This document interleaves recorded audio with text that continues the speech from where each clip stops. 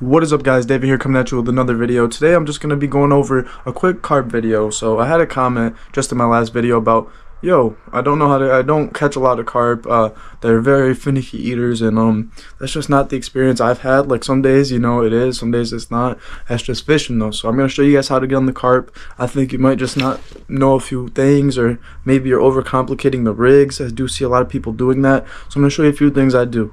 Let's get right into it. You don't need a lot of heavy gear, so I'm going to show you my heaviest gear I use for carp fishing, and this has still, had trouble fighting some big fish, but even then I've lost a lot of carp because this gear is too heavy, and you start horsing those big fish, those fish are weak and the hook will pop right out. So again, guys, you want to make sure when you're fighting those fish that you're not really horsing them. You kind of let your drag medium. You want it to be where it's pulling, but it's it's going ree, and it's kind of like slow, but it's not like just fucking hammering it. But you want to make sure your drag is not tight, because that hook will pop right out of their mouth. It's not like bass, pike, muskie, where they're a hardy fish. They have hard faces, and they're the hook's gonna stay lodged in there. That shall pop right out, guys. So again, this is one of my heavier setups I have. You guys probably don't have too much light in here. It's a little dark, but yeah, you want to keep it on the like a lighter side. So that's one of the heavier setups I got. I'll show you guys what I really like to use in terms of setups.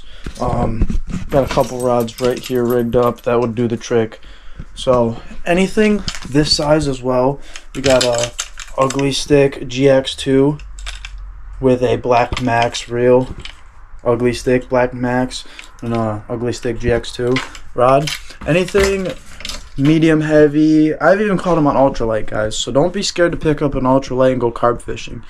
So let's just get into rigs. I got the basics, you just got to get the basics. Any rod and reel will work, honestly. Get any rod and reel, just make sure your drag's kind of loose, not too tight. Make sure you're not horsing that fish in. Don't be scared. Fight that fish for a little minute, don't let him tire himself out, and then you can get some nice pictures. I've seen a lot of kids in town fighting these fish like they're freaking like a shark. Like, come on, guys, it is a big fish, but just calm it down a little bit. I know if you watch my clips, I do get a little amped up myself, but I always like to make sure my fish gets a healthy release.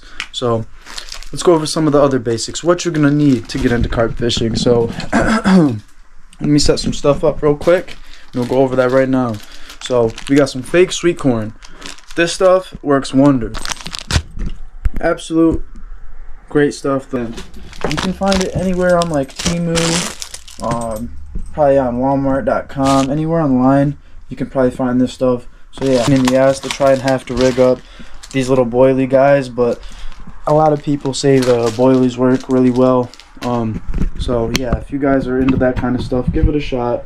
And I'm going to show you guys how to get everything rigged up now. I just wanted to talk about the basics and what you should use and what you should not use.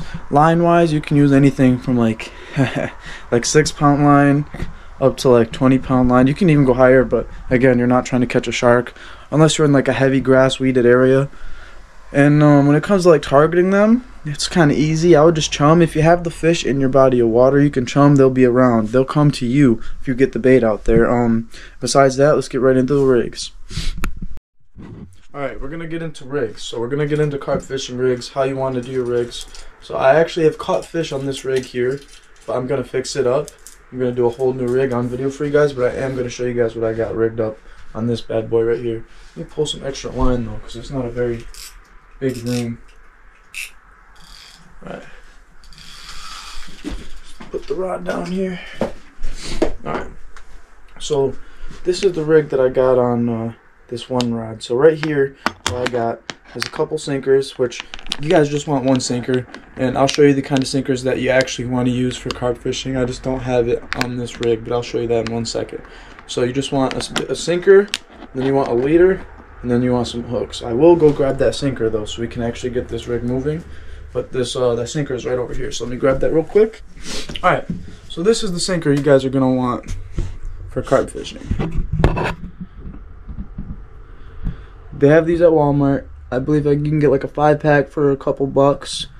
It's kind of like a little more circular at the top and more rounder at the bottom. These things are awesome. They kind of just sit down at the bottom and do what they got to do. So let me show you guys how I rig these things.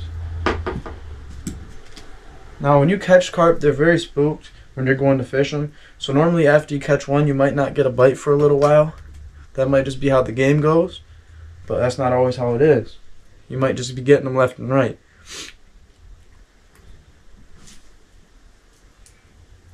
Alright, and then these are optional if you guys want to use a little slider for a different type of sinker. These little sliders, I guess, work pretty good.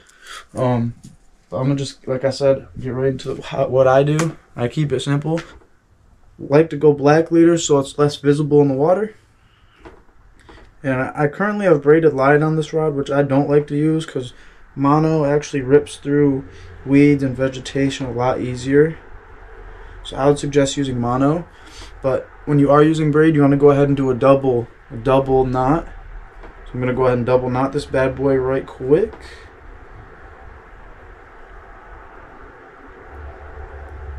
Alright, double knotted. Now usually I let it when I cinch it down, but it's okay because it's braid and I'm indoors and stuff, so it's like I'm not really going to be using this rig right now. Alright, so what we got now? We got a sinker on and we got the leader. Black leader, nice and not very visible. Then you got your sinker. Now if you guys are going to be freaks with it, go ahead and put either blue or green line on so it matches with the water. And for a hook, I'm going to show you guys exactly what we're going to do with the hook. Just throw that right on your leader. Always make sure you got decent leaders. I ordered some leaders off of Temu and they did end up working, but they're very scary. So this is the hook you guys are going to want to be using. I don't think I have the bag on me to show you guys, but it's not a very big hook at all. Let's see if I have another hook on me for comparison. I do not, but it's not a very big hook. Let me put the corns next to it so you see like in size comparison. You can fit a few pieces of corn on there. This is all you need. And this is your carp rig. You got your leader, your sinker, your leader, and then your catfish / carp hook. And I use this multi-species. I use this for in my videos. If you guys watch my videos, I catch all my species with this rig right here. So I do suggest using this rig. I catch catfish, carp, all sorts of different fish on this. But we're going over carp today, so, and I guess for that matter, catfish might be in it as well because I catch a lot of catfish with my carp setups. So, you know, if you guys are going to do that, make sure you do it. Alright. Now we got that set up. Let's go over spots you want to fish. So you don't want to just cast out in the middle and just go out in the middle of the river and just don't start throwing all your corn and chum out. You want to start fishing the bank lines. Carp like to be kind of towards the weed edges and stuff. They're going to be picking off of trees, little insects, and all sorts of little vegetations and stuff. So you want to be out in that range. If you want to go explore a little bit, so there's a lot of carp areas that, you know, they're in ponds, they're in spots like that. You want to, like I said, you want to, since you're using such a heavy sinker, it's gonna splash. So you want to make sure you're kind of fishing deeper section, unless you're trying to catch. You know, if you're gonna be out for a little while, it don't really matter. They're gonna come back. But let's talk about unhooking. So again, you don't want to horse that fish in, because if you do, it's kind of gonna rip their face and the hook's gonna pop right out. You're gonna lose the fish every time. So make sure you have a solid, you want your drag kind of loose so they can fight. And then this one's not what I use. This is a little smaller. I use this for a lot of other fish, but I used this for one carp one time. This is what I use to unhook the fish. You want something to unhook the fish safely so they don't get hurt. I see a lot of kids just unhooking fish and throwing them in. Oh, you know, it's a carp, whatever. No, respect the fish. Throw them in a bag. You know, you got the handles. Zero out your scale. Draw on your scale. Boom, 8-pounder. Get her out. Safely released, guys. Just like that. If you guys are into fishing, you guys should respect this. So, but yeah, this is for the one guy that commented on my last video. Oh, dude, I don't catch a lot of carp. Well, good luck to you. I hope you catch some more carp. I hope you get a better understanding of the rigs and how simple it can be. Sinker, leader, hook. You know, it doesn't get any easier than that. I also wanted to say thank you for 500 subscribers. It's absolutely insane. I don't know if any of my subs are watching this right now. I know you guys are here from a lot of my shorts and stuff, but we got a long ways to go. You know, thank you. It's a big step. And it's a big step moving forward. We're definitely going to keep pushing videos out. My girlfriend wants to do some videos with me.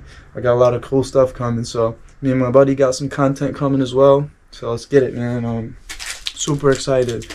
But honestly, if I'm being real about the fake corn, I would only put one piece of fake corn on the hook and then drag it up to the top and then put all the real pieces of corn up at the end, because I feel like it's the scent that really gets them in. The scent is what really catches the carp. So you want that sweet corn on there. Try not to use fake corn unless you're chumming absolutely insane amounts. But even then, you don't want to chum insane amounts, because the less you chum, the more fish will come in and kind of just have a chance to pick at your hook. So, and then they're gonna be full after a while, you gotta think. So yeah, let me give myself a minute to breathe here. Whew. We did cover a lot today. If you guys do have any questions down below, what you might need for carp fishing or how to make it easier, go ahead and drop that video down below. I think I covered literally everything I use for carp fishing. Sometimes I'll use corn, sometimes I'll use bread. Those are the only two baits I've ever used to catch carp, even get a bite. So I've tried other things, didn't work out. But again, you don't need a heavy rod. I've only used a heavy rod a couple times, and I tend to not use it for those fish because the hook will just pop out. They have very soft, sensitive faces. So yeah, this also works for catfish and different multi-species, so make sure you're also targeting those guys. It's worth it. Yeah, thank you guys for watching. Again, any other questions, comments, concerns down below, let me know. Thank you for 500 subscribers. Really appreciate it. We got a whole bunch of stuff coming out. Yeah, if you guys want any other tutorials, let me know. I know the fishing's been kind of hard with more people getting out in the water, but as long as we make sure we're taking care of the fish. And honestly, I like when I'm catfishing, I like to make sure I chum the water just so I have an extra food source.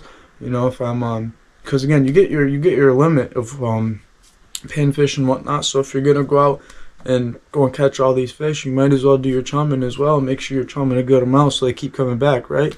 And make sure you're giving them a safe release. Make sure you're taking care of the fish and the community.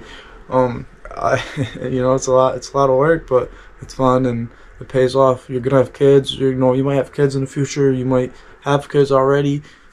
You know, you want them to be raised the right way. You want everything to go properly. So a lot of people don't care anymore. That's, you know, and that's really what carp fishing comes down to. Is they might be hard, but the more you care, the more you'll catch them. I've learned that. Like when I used to not care, dude, I used to because I didn't know. I wasn't, you know, informed that carp are they're strong fighters, but they have like weak skin, so the hook just pops right out. So yeah.